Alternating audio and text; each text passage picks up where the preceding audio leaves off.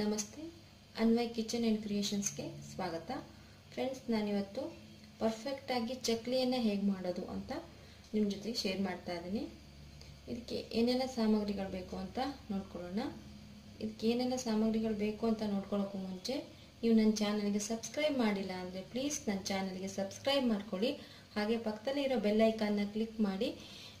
ಯಾಕೆ ಅಂತಂದರೆ ನಾನು ಯಾವುದೇ ಒಂದು ಹೊಸ ವಿಡಿಯೋನ ಅಪ್ಲೋಡ್ ಮಾಡಿದ್ರು ಕೂಡ ಅದು ನಿಮಗೆ ನೋಟಿಫಿಕೇಶನ್ ಬರುತ್ತೆ, ಅದಕ್ಕೋಸ್ಕರ. ಮತ್ತು ಇವಾಗ ನಾವು ಇದಕ್ಕೆ ಚಕ್ಲಿಗೆ ಏನೇನೆಲ್ಲ ಐಟಮ್ಗಳು ಬೇಕು ಅಂತ ನೋಡ್ಕೊಳ್ಳೋಣ.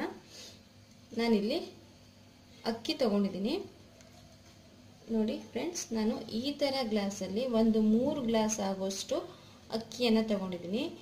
ಇದೇ ನೀವು ಯಾವ ಗ್ಲಾಸ್ ಬಳಸ್ತೀರಾ ಆ ಗ್ಲಾಸಲ್ಲಿನೇ ನೀವು ಎಲ್ಲ ಐಟಮ್ದು ಮೆಜರ್ಮೆಂಟ್ ತಗೋಬೇಕಾಗತ್ತೆ. ಸೊ ನಾನು ಈ ಗ್ಲಾಸಲ್ಲಿ 3 ಗ್ಲಾಸ್ ಅಕ್ಕಿ ತೊಗೊಂಡಿರೋದ್ರಿಂದಾಗಿ ನೋಡಿ, ನಾನು ಅದೇ ಥರ ಗ್ಲಾಸಲ್ಲಿನೇ 3/4 ಕಪ್ ಆಗೋಷ್ಟು ಹುರುಗಡ್ಲೆ ಅಥವಾ ಪುಟಾಣಿ ಅಂತ ಏನು ಕರಿತೀವಿ ಅದನ್ನ ಇಟ್ಕೊಂಡಿದ್ದೀನಿ. ಜೊತೆಗೆ 3/4 ಲೋಟಕ್ಕಿಂತ ಸ್ವಲ್ಪ ಕಡಿಮೆ ಉದ್ದಿನಬೇಳೆ ಇಟ್ಕೊಂಡಿದ್ದೀನಿ. ಮತ್ತು ಕಪ್ಪು ಎಳ್ಳು, ರುಚಿಗೆ ತಕ್ಕಷ್ಟು ಉಪ್ಪು, 1 ಟೀ ಸ್ಪೂನ್ ಜೀರಿಗೆ, ಮತ್ತು ಒಂದು ಅರ್ಧ ಟೀ ಸ್ಪೂನ್ಗಿಂತನೂ ಕಡಿಮೆ ಮೆಂತೆ, ಮತ್ತು ಡೀಪ್ ಫ್ರೈಗೆ ಎಣ್ಣೆ. ಮತ್ತು ನಾನು ಇದೇ ಗ್ಲಾಸಲ್ಲಿ 2 ಗ್ಲಾಸ್ ಆಗೋಷ್ಟು ನೀರನ್ನು ಬಿಸಿಗೆ ಇಟ್ಕೊಂಡಿದ್ದೀನಿ. ಫ್ರೆಂಡ್ಸ್, ನಾನಿಲ್ಲಿ ಅಕ್ಕಿ ತೊಗೊಂಡಿದ್ದೀನಿ ಅಂದಲ್ಲ, ಈ ಅಕ್ಕಿನ ಚೆನ್ನಾಗಿ ತೊಳೆದು ಅದನ್ನು ಒಂದು ಒಳ್ಳೆ ಬಟ್ಟೆ ಮೇಲೆ ಹಾಕಿ ಅದು ಫುಲ್ ಸ್ವಲ್ಪ ಡ್ರೈ ಆದಮೇಲೆ ಅದನ್ನು ಸಣ್ಣ ಬೆಂಕಿಯಲ್ಲಿ ಚೆನ್ನಾಗಿ ಹುರ್ಕೋಬೇಕು. ತುಂಬ ಕೆಂಪಾಗೋ ಅಗತ್ಯ ಇಲ್ಲ, ಸ್ವಲ್ಪ ಹುರಿದ್ರೆ ಸಾಕಾಗತ್ತೆ. ಹಾಗೆ ನಾವು ಈ ಉದ್ದಿನಬೇಳೆ ಮತ್ತು ಮೆಂತೆಯನ್ನು ಕೂಡ ಅದೇ ರೀತಿ ಫ್ರೈ ಮಾಡಬೇಕಾಗತ್ತೆ. ಮೆಂತೆ ಜಾಸ್ತಿ ಹಾಕ್ಕೊಳಕ್ಕೆ ಹೋಗ್ಬಿಡಿ, ಕಹಿ ಬಂದ್ಬಿಡುತ್ತೆ ಚಕ್ಲಿ. ಸೊ ಇದು ನಾವಿವಾಗ ಅಕ್ಕಿ ಮತ್ತು ಉದ್ದಿನಬೇಳೆ ಮೆಂತೆ ಮೂರನ್ನು ಕೂಡ ಚೆನ್ನಾಗಿ ಫ್ರೈ ಮಾಡ್ಕೋಬೇಕು. ಇದು ಯಾವುದನ್ನು ಕೂಡ ತುಂಬ ಕೆಂಪಾಗೋಷ್ಟು ಹುರಿಯೋ ಅವಶ್ಯಕತೆ ಇಲ್ಲ, ಸ್ವಲ್ಪನೇ ಸ್ವಲ್ಪ ಹುರಿದ್ರೆ ಸಾಕಾಗತ್ತೆ. ನೀವು ಪುಟಾಣಿ ಅಥವಾ ಹುರುಗಡ್ಲೆಯನ್ನು ಹುರಿಯೋ ಅವಶ್ಯಕತೆ ಇರೋದಿಲ್ಲ. ಇದಿಷ್ಟು ಹುರಿದಾದ್ಮೇಲೆ ಫ್ರೆಂಡ್ಸ್, ಅದನ್ನು ನಾವು ತಣ್ಣಗಾದ್ಮೇಲೆ ಅದನ್ನು ಮಿಕ್ಸಿಯಲ್ಲಿ ಪೌಡರ್ ಮಾಡ್ಕೋಬೇಕಾಗತ್ತೆ. ಪೌಡರ್ ಮಾಡಿ ಅದನ್ನು ನಾವು ಸಾಣಿಸೋದು ಅಥವಾ ಜರಡಿ ಹಿಡಿಯೋದು ಅಂತ ಏನು ಹೇಳ್ತೀವಿ ಆ ರೀತಿ ಮಾಡಿ ಇಟ್ಕೋಬೇಕಾಗತ್ತೆ. ಇಲ್ಲಿ ಆಲ್ರೆಡಿ ಹಿಟ್ಟನ್ನು ಮಾಡಿ ರೆಡಿ ಇಟ್ಕೊಂಡಿದ್ದೆ. ಇದನ್ನ ಜರಡಿ ಹಿಡ್ದಿರೋಂಥ ಹಿಟ್ಟು ನೋಡಿ ಎಷ್ಟು ಸಾಫ್ಟ್ ಆಗಿದೆ ಅಂತ. ಹಿಟ್ಟು ಫುಲ್ ನುಣ್ಣಗಿರಬೇಕು ಹಿಟ್ಟು. ಸೊ ಇವಾಗ ಹೇಗೆ ಮಾಡೋದು ಅಂತ ನೋಡೋಣ. ನೋಡಿ ಫ್ರೆಂಡ್ಸ್, ಈ ಥರ ಚೆನ್ನಾಗಿ ಕುದೀತಾ ಇರುವಂಥ ನೀರನ್ನೇ ಬಳಸಬೇಕಾಗತ್ತೆ. ನೋಡಿ ಫ್ರೆಂಡ್ಸ್, ಇವಾಗ ಹಿಟ್ಟು ನಾವು ಆಲ್ರೆಡಿ ರೆಡಿಯಾಗಿರೋದ್ರಿಂದಾಗಿ ಇವಾಗ ನಾವು ಚಕ್ಲಿಯನ್ನು ಮಾಡೋಣ. ಇದಕ್ಕೆ ನಾನು ಇವಾಗ 1 ಟೀ ಸ್ಪೂನ್ ಆಗೋಷ್ಟು ಜೀರಿಗೆ ಹಾಕ್ತೀನಿ. ನಂತರ 1 ಟೀ ಸ್ಪೂನ್ ಆಗೋಷ್ಟು ಕಪ್ ಎಳ್ಳನ್ನು ಹಾಕ್ತಾ ಇದ್ದೀನಿ. ಇದನ್ನೆಲ್ಲ ಏನು ನಾನು ರೋಸ್ಟ್ ಮಾಡಿಲ್ಲ, ಹಾಗೆ ಬಳಸ್ತಾ ಇದ್ದೀನಿ. ನಂತರ ರುಚಿಗೆ ನೋಡಿಕೊಂಡು ನೀವು ಉಪ್ಪನ್ನು ಬಳಸ್ಕೊಳ್ಳಿ. ನಾನಿಲ್ಲಿ 1 ಟೀ ಸ್ಪೂನ್ ಆಗೋಷ್ಟು ಉಪ್ಪು ಹಾಕಿದ್ದೀನಿ. ಹಾಕಿ ಒಂದ್ಸತಿ ಮಿಕ್ಸ್ ಮಾಡ್ಕೊಳ್ಳಿ. ನೋಡಿ ಫ್ರೆಂಡ್ಸ್, ಮಿಕ್ಸ್ ಆದಮೇಲೆ ಚೆನ್ನಾಗಿ ಕಾದಿರುವಂಥ ಎಣ್ಣೆ ಒಂದು 3 ರಿಂದ 4 ಟೀ ಸ್ಪೂನ್ ಇದೆ, ಅದನ್ನು ಹಾಕಿ ಚೆನ್ನಾಗಿ ಮಿಕ್ಸ್ ಮಾಡಿ.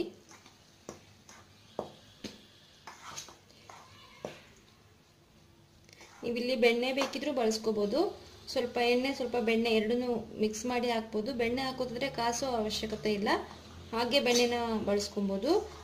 ಎಣ್ಣೆ ಹಾಕೋದಿದ್ರೆ ನೀವು ಈ ರೀತಿ ಚೆನ್ನಾಗಿ ಕಾಯಿಸಿನೇ ಹಾಕಬೇಕಾಗತ್ತೆ. ಮತ್ತೊಂದು ಟಿಪ್ ಏನಂದರೆ ಫ್ರೆಂಡ್ಸ್, ನೀವು ಅಕ್ಕಿ ಎಲ್ಲ ಪೌಡರ್ ಮಾಡಾದ್ಮೇಲೆ ಕೂಡ ನೀವು ಲೋಟದ ಮೆಜರ್ಮೆಂಟಲ್ಲಿ ನೋಡಿ, ಈಗ 2 ಲೋಟ ಹಿಟ್ಟಾಗಿದೆ ಅಂತಂದರೆ ಸುಮಾರು 2 ಗ್ಲಾಸ್ ಅಷ್ಟು ನೀರನ್ನೇ ಬಳಸಬೇಕಾಗತ್ತೆ ಕರೆಕ್ಟ್ ಅಳತೆಯಲ್ಲಿ. ಮತ್ತು ಅದು ನೀರನ್ನು ಹಾಕಿ ಚೆನ್ನಾಗಿ ಬಾಯ್ಲ್ ಬಂದಿರೋ ನೀರು ಹಾಕಿದ್ರೆ ಮಾತ್ರ ನಮಗೆ ಚಕ್ಲಿ ಚೆನ್ನಾಗಿ ಬರೋದು. ಸೊ ಇವಾಗ ಮಿಕ್ಸ್ ಆಗಿದೆ ಇದು. ಇವಾಗ ನಾವು ಇದಕ್ಕೆ ಚೆನ್ನಾಗಿ ಬಾಯ್ಲ್ ಆಗ್ತಾ ಇರೋ ನೀರನ್ನು ಹಾಕ್ಕೊಳ್ಳೋಣ. ನೋಡಿ, ನಾನು ನೀರನ್ನು ಕಾಯಕ್ಕಿಟ್ಟಿದ್ದೆ, ಚೆನ್ನಾಗಿ ಕುದ್ದಿದೆ ನೀರು. ಆ ನೀರನ್ನು ಒಂದು ಸ್ವಲ್ಪ ಹಾಕಿ ಹೀಗೆ ಒಂದ್ಸತಿ ಮಿಕ್ಸ್ ಮಾಡ್ಕೊಳ್ಳೋಣ.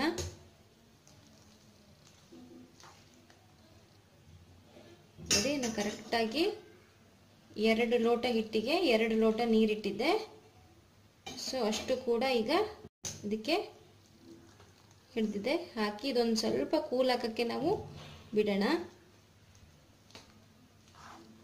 ಚೆನ್ನಾಗಿ ಒಂದ್ಸತಿ ಸ್ಪೂನಲ್ಲಿ ಮಿಕ್ಸ್ ಮಾಡಿ. ತಕ್ಷಣ ಕೈ ಹಾಕಕ್ಕೆ ಹೋಗಬಾರ್ದು, ತುಂಬ ಬಿಸಿ ಇರೋದ್ರಿಂದ ನಮ್ಮ ಕೈ ಸುಡೋ ಚಾನ್ಸಸ್ ಇರುತ್ತೆ. ಸ್ಪೂನಲ್ಲಿನೇ ಈ ರೀತಿ ಮಿಕ್ಸ್ ಮಾಡಿಕೊಂಡು ಹಾಗೆ ಬಿಡಿ. ಅದು ಫುಲ್ ಕೂಲ್ ಆದಮೇಲೆ ಚೆನ್ನಾಗಿ ಕೈಯಲ್ಲಿ ಕಲಿಸ್ಕೋಬೇಕಾಗತ್ತೆ. ನೋಡಿ ಫ್ರೆಂಡ್ಸ್, ನಾವು ಬಿಸಿ ನೀರು ಹಾಕಿಟ್ಟಿದ್ವಲ್ಲ, ಇವಾಗ ಒಂದು 10 ನಿಮಿಷ ಆಗಿದೆ. ಇವಾಗ ನೋಡಿ ನಮ್ಮ ಕೈಯಲ್ಲಿ ಟಚ್ ಮಾಡೋಕೆ ಆಗೋಷ್ಟು ಬಿಸಿ ಇದೆ ಅಷ್ಟೇ. ಇದು ಸ್ವಲ್ಪ ಬಿಸಿ ಇರುವಾಗಲೇ, ಅಂದರೆ ನಿಮಗೆ ಈ ಹಿಟ್ಟನ್ನು ಹಿಂಗೆ ಹಿಡ್ಕೊಳ್ಳಿಕ್ಕೆ ಆಗತ್ತೆ ಅನ್ನೋಷ್ಟು ಬಿಸಿ ಇರುವಾಗ ಚೆನ್ನಾಗಿ ಇದನ್ನು ಕಲಿಸ್ಕೋಬೇಕಾಗತ್ತೆ. ಅಕಸ್ಮಾತ್ ನಿಮಗೆ ನೀರು ಸ್ವಲ್ಪ ಕಡಿಮೆ ಅನಿಸಿದ್ರೆ ಬೇಕಿದ್ರೆ ಸೇರಿಸ್ಕೊಬೋದು. ಅಥವಾ ನೀವು ಫಸ್ಟ್ ಟೈಮ್ ಮಾಡ್ತಾ ಇರೋರಾಗಿದ್ರೆ ಹಿಟ್ಟನ್ನು ಸ್ವಲ್ಪ ಉಳಿಸ್ಕೊಂಡಿರಿ. ಅಕಸ್ಮಾತ್ ನೀರು ಜಾಸ್ತಿ ಆದರೆ ಹಿಟ್ಟನ್ನು ಮಿಕ್ಸ್ ಮಾಡ್ಲಿಕ್ಕಾಗತ್ತೆ, ಕಡಿಮೆ ಆದರೆ ಮತ್ತೆ ನೀರನ್ನು ಸೇರಿಸ್ಕೊಬೋದು. ನೋಡಿ ಫ್ರೆಂಡ್ಸ್, ಹಿಟ್ಟನ್ನು ಕಲಸಿ ಆಗಿದೆ ಚೆನ್ನಾಗಿ. ಇವಾಗ ಇದನ್ನು ಸ್ವಲ್ಪನೇ ತಗೊಂಡು ಈ ರೀತಿ ಕ್ಲೀನಾಗಿರುವಂಥ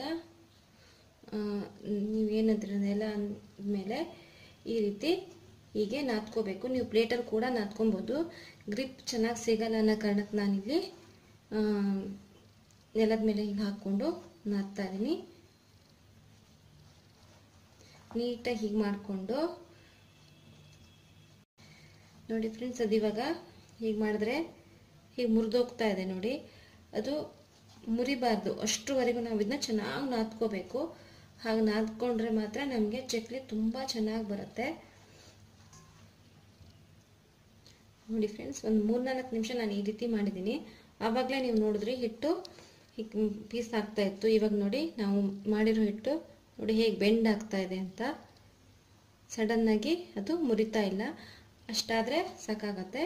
ಸೊ ಈ ರೀತಿನೇ ನಾವು ಎಲ್ಲ ಹಿಟ್ಟನ್ನು ಮಾಡಿ ರೆಡಿ ಇಟ್ಕೊಳ್ಳೋಣ. ನೋಡಿ ಫ್ರೆಂಡ್ಸ್, ನಾವೆಲ್ಲ ಹಿಟ್ಟನ್ನು ಈ ರೀತಿ ಮಾಡಿಟ್ಟಾಯಿತು. ನಾವಿವಾಗ ನೆಕ್ಸ್ಟು ನೋಡಿ ಈ ರೀತಿ ಚಕ್ಲಿ ಮಾಡುವಂಥ ಮೇಕರ್ದು ಹೊಲೆ ಇರುತ್ತಲ್ಲ ಅದನ್ನ ತಗೊಂಡು ಅದಕ್ಕೆಲ್ಲ ಸ್ವಲ್ಪ ಎಣ್ಣೆನ ಸವರ್ಕೊಳ್ಳಿ. ನಾನು ಆಲ್ರೆಡಿ ಇದಕ್ಕೆ ಎಣ್ಣೆ ಸವರಿದ್ದೀನಿ. ಮತ್ತು ಇದ್ರ ಒಳಭಾಗನೂ ಕೂಡ ಎಣ್ಣೆ ಸವರ್ಕೊಳ್ಳಿ. ಈ ರೀತಿ ಹಾಕ್ಕೊಂಡು ನಂತರ ನಾವು ಮಾಡಿಟ್ಟಿದ್ದೀವಲ್ವ ಅದನ್ನು ಇದರೊಳಗೆ ಹಾಕ್ಕೊಳ್ಳೋಣ. ಎಷ್ಟು ಹಿಡಿಯುತ್ತೆ ನೋಡಿಕೊಂಡು ಅಷ್ಟನ್ನು ಇದರೊಳಗೆ ಹಾಕ್ಕೊಳ್ಳಿ. ಈ ರೀತಿ ಹಾಕ್ಕೊಂಡು ಇದಕ್ಕೂ ಕೂಡ ಎಣ್ಣೆ ಸವರ್ಕೊಳ್ಳಿ. ನಂತರ ಹೀಗೆ ಹಾಕಿ ಈಗ ಹಾಕಾದ್ಮೇಲೆ ಫ್ರೆಂಡ್ಸ್ ಇದನ್ನ ಹೀಗೆ ಒತ್ಕೋಬೇಕಾಗತ್ತೆ.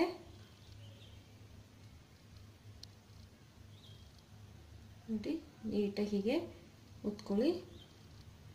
ಒತ್ಕೊಂಡು ನಿಮಗೆ ಎಷ್ಟು ದೊಡ್ಡಕ್ಕೆ ಚಕ್ಲಿ ಬೇಕು ನೋಡಿಕೊಂಡು ಅಷ್ಟು ದೊಡ್ಡಕ್ಕೆ ನೀವು ಇದನ್ನು ಸುತ್ಕೊಂಡು ಇಟ್ಕೊಳ್ಳಿ. ಈ ರೀತಿ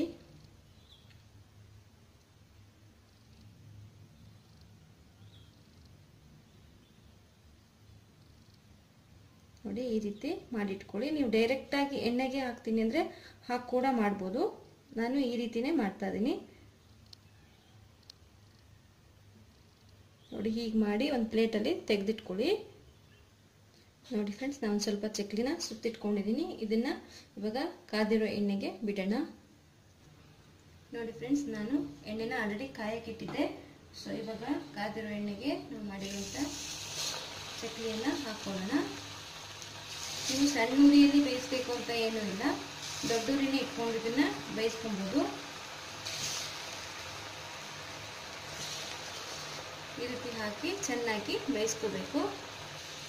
ಮತ್ತು ನೀವು ಎಣ್ಣೆಗೆ ಹಾಕಿದ ತಕ್ಷಣ ಅದನ್ನು ತಿರ್ಗ್ಸಕ್ಕೆ ಹೋಗಬೇಡಿ. ಒಂದು 2 ನಿಮಿಷ ಬಿಟ್ಟು ನೋಡಿ, ಇದು ಸ್ವಲ್ಪ ಇದು ಬಬಲ್ಸ್ ಎಲ್ಲ ಕಡಿಮೆ ಆಗ್ತಾ ಬರುತ್ತಲ್ಲ, ಆವಾಗ ನಿಧಾನವಾಗಿ ಅದನ್ನು ಈ ರೀತಿ ಟರ್ನ್ ಮಾಡ್ಕೊಳ್ಳಿ.